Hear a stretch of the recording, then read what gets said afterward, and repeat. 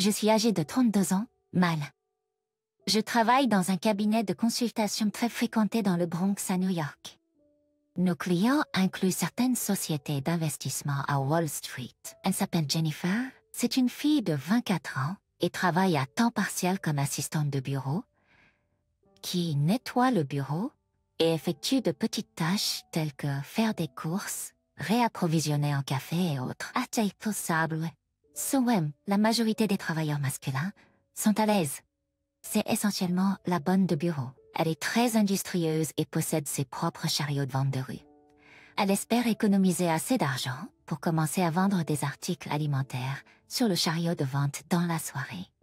Elle travaille là-bas depuis 1 an avant même que je lui parle. J'avais récemment quitté une relation à l'époque et je me demandais pourquoi une fille aussi belle faisait un tel travail. Elle m'a dit qu'elle était de la région de Buffalo et avait eu une enfance difficile. Elle avait un beau-père abusif et une mère accro. Elle est venue au Bronx pour gagner sa vie car il n'y avait pas d'autres opportunités pour elle là-haut, à part se déshabiller et se vendre. Je suis tombée amoureux de son histoire avant de tomber amoureux d'elle. Quand je l'ai rencontrée, elle était sans but. Elle n'avait rien qui se passait dans sa vie. Les gars autour de notre bureau l'enverraient et la paieraient parfois pour faire des courses pour leur nourriture. Elle était très diligente et elle était belle aussi. Un jour, je l'ai appelée du côté et j'ai eu une conversation avec elle. J'ai demandé, tu n'as pas d'éducation? J'ai abandonné avant de pouvoir terminer. J'ai demandé, est-ce que tu vis avec tes parents? Elle a répondu, mes parents sont à Buffalo. Je suis ici dans le Bronx avec un ami. Elle fait le même travail dans une autre entreprise. Je lui ai pris son numéro et nous avons commencé à parler au téléphone. Je lui ai dit, le travail que tu fais ne correspond pas à ta beauté. Réfléchis à quelque chose que tu peux faire et nous te soutiendrons. 1 semaine plus tard, elle m'a dit, si tu peux investir en moi pour acheter un meilleur chariot de nourriture pour que je puisse vendre de la nourriture et d'autres choses le soir devant la maison. Où je vis, il y a de la place là-bas. C'est une route fréquentée. J'ai parlé à la propriétaire et elle a accepté que je le fasse là. J'ai fait les calculs et lui ai donné $8 000 pour commencer. Dollars pour commencer, tout ce temps nous nous étions embrassés et n'avions rien fait d'autre. Je voulais qu'elle soit pet amie. Mais d'abord, je voulais l'emmener loin de notre bureau avant de faire des avances sur elle. Elle a commencé à faire des affaires et elle a bien réussi. Je visitais son stand après le travail tous les soirs pour voir comment elle allait. Pas trop longtemps après qu'elle ait commencé, j'ai réalisé que les gars avaient déjà commencé à installer leur camp à proximité d'elle. Chaque jour, quand je m'y rendais, il y avait quelqu'un de nouveau assis à côté d'elle pour éviter toute complication future. Je lui ai demandé d'être ma petite amie et elle a répondu « Tu as mis tant de temps ?» Je lui ai répondu « Je voulais que tu sois debout d'abord. » Elle a dit oui. Alors nous avons commencé à sortir ensemble. Je me suis mis à lui parler des gars qui viennent autour de son stand. Ces gars peuvent te voler. Ne leur donne pas d'espace autour de toi. Tu travailles, donc tu dois te concentrer sur ton travail. Elle l'a appelé jalousie et m'a peu écoutée. Je serais seule sans eux. Elle m'a assuré, je ne peux pas tomber amoureuse de quelqu'un. Pourquoi te trahirais-je de cette façon? J'étais avec elle un jour quand un gars s'est approché du stand. Il l'a appelé de côté et j'ai vu qu'ils échangeaient quelque chose entre eux. Lorsqu'elle est revenue, je lui ai demandé qu'est-ce que c'était. Elle a répondu, quelqu'un a laissé quelque chose pour lui et il est venu le chercher. Peu de temps après, un autre gars est arrivé et la même chose s'est produite. Je me suis mis à y accueillir. Quelqu'un a-t-il laissé quelque chose pour lui aussi? Elle a acquiescé. L'homme suivant était le Rastaman. Cela ne portait pas Tirket Swalit. Il a demandé tu as la fleur? Elle a fait un clin d'œil à l'homme et je l'ai vu. Le Rastaman a continué à lui demander jusqu'à ce qu'elle crie. Je t'ai dit que je n'en avais pas. Le Rastaman est parti, mais il m'apparaissait de plus en plus clair ce qu'elle avait échangé avec ces gars-là. J'ai fouillé dans son sac et j'ai trouvé un petit récipient à l'intérieur. Je l'ai ouvert et c'était de la weed. Elle leur vendait. Chaud. Jennifer depuis quand? Je lui ai demandé. Qui t'a donné ça pour le vendre?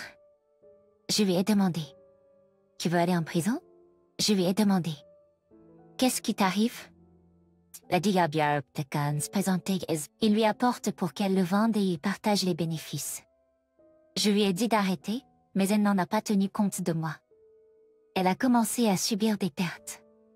Je lui ai dit de faire plus attention, mais chaque jour lorsque nous vérifions les comptes, elle perdait de l'argent. Travail. Je lui ai dit, tu as besoin d'argent pour te louer un logement, et cela proviendra de cette activité que tu exerces. Ouvre les yeux avant que nous ne perdions tout. Certains jours, nous perdons quelque chose et d'autres jours, nous réalisons quelques bénéfices. Au moins, les pertes n'étaient pas énormes. C'est ce que je me suis dit. Puis je me suis rendu compte qu'elle s'intéressait aux paris sportifs. Tout à coup, elle s'est intéressée aux matchs. Elle voulait connaître les scores et les vérifier sur son téléphone. Jennifer, qu'est-ce qui se passe? Elle n'a rien dit. Une fille ne peut-elle pas aimer le sport aussi? Puis, je l'ai vue avec des tickets de paris un jour. Ils étaient plus longs que les lignes de métro. Elle utilisait l'argent pour placer des paris. Je lui ai dit que je lui retirerais l'activité si elle continue. J'ai tout essayé, mais cette fille ne voulait pas arrêter. Un jour, je suis allée à son étal et elle n'était pas là. Rien ne montrait qu'elle était venue travailler ce jour-là. Elle appelait son téléphone et c'était éteint. Je l'ai demandé au propriétaire et il a dit qu'il ne l'avait pas vue de toute la journée. 3 jours plus tard, je n'avais toujours pas de ses nouvelles. J'ai commencé à avoir peur.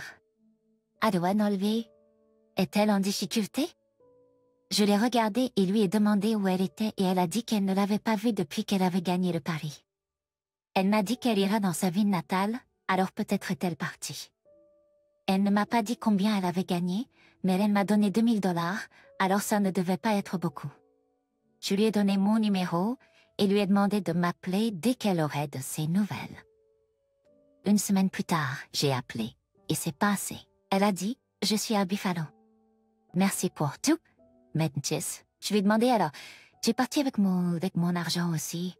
Elle a répondu, nous faisions des pertes, alors je t'avais pris quelques parties. Je lui ai propos du pari et elle a failli m'insulter. Elle a crié au téléphone, qu'est-ce que ça peut te faire? Ah, combien j'ai gagné ne te regarde pas. Laissez-moi simplement. Cette fille m'a raccroché au nez ce jour-là et a arrêté de répondre à mes appels. Je l'ai vue en faire l'annonce sur son statut. Elle a ouvert une nouvelle boutique et publié les choses de sa boutique sur son statut. Elle a posté des photos de sa mère et de ses frères. À un moment donné, j'ai supprimé son numéro et j'ai continué. Ces publications me faisaient mal, surtout qu'elle ne voulait pas me parler. Je continuais ma vie. En affaires, nous subissons des pertes. Je l'ai pris comme une perte d'argent investie. Il y a 2 semaines, je me suis réveillée et j'ai vu environ 5 appels manqués sur mon téléphone. Le numéro m'a semblé familier, mais je n'ai pas pu deviner qui c'était. J'ai rappelé et c'était Jennifer. Elle pleurait au téléphone, me suppliant de lui pardonner. J'ai dit cela fait plus d'1 an que t'es parti. Pourquoi me demandes-tu mon pardon pour quelque chose que tu as fait il y a plus d'1 an? Elle a répondu, j'ai tout perdu. Mes frères ont conspiré et m'ont tout volé. Ma boutique est maintenant vide. Tout le monde se moque de moi et je suis de retour dans le Bronx. Même si tu ne m'aimes plus, peux-tu recommencer l'entreprise avec moi? Je jure que je vais travailler dur et te rembourser. Elle a 25 ans. Je lui ai donné l'opportunité de s'échapper de la pauvreté abjecte, mais elle a pris mon argent. Et mordre le doigt qui l'a nourri. Je n'allais pas être 2 fois une Jeep pour elle, alors je l'ai coupé et l'ai bloqué. Ah, je fus surpris qu'il l'ait réembauché au bureau. Il lui envoie de l'argent et il l'insulte quand elle achète la mauvaise chose. Je la rencontre tous les jours et elle ne peut pas même me regarder en face. Jusque je ne suis pas en colère contre elle. Je l'ai déjà pardonnée, même avant qu'elle ne demande pardon. Personne ne connaît notre histoire au bureau, alors nous faisons semblant qu'elle ne s'est jamais produite. Je ne la connais pas et elle ne me connaît pas non plus. C'est un instinct naturel pour un homme de prendre soin de femmes vulnérables, surtout quand elle est attirante. Ce comportement est normalement appelé être un chevalier blanc. C'est une condition assez courante qui affecte généralement les mâles et qui les amène à voler au secours d'une femme en détresse et à devenir attractif pour cette femme en détresse. Cela suit le code de la chevalerie et le gars agit généralement sympa.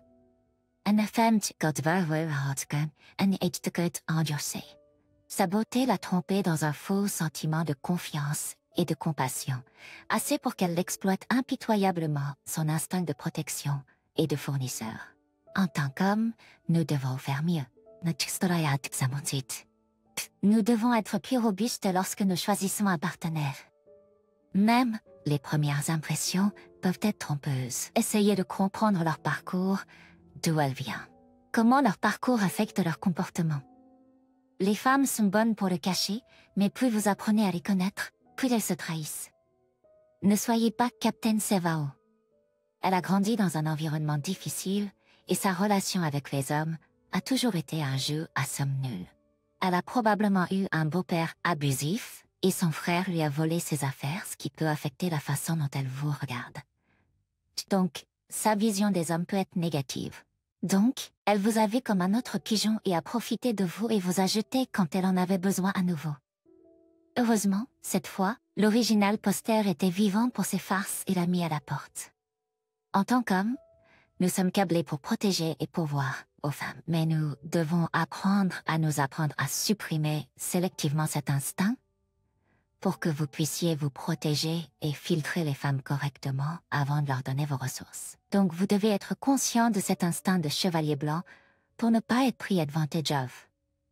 S'il vous plaît, n'oubliez pas d'aimer et de vous abonner. Je vais vérifier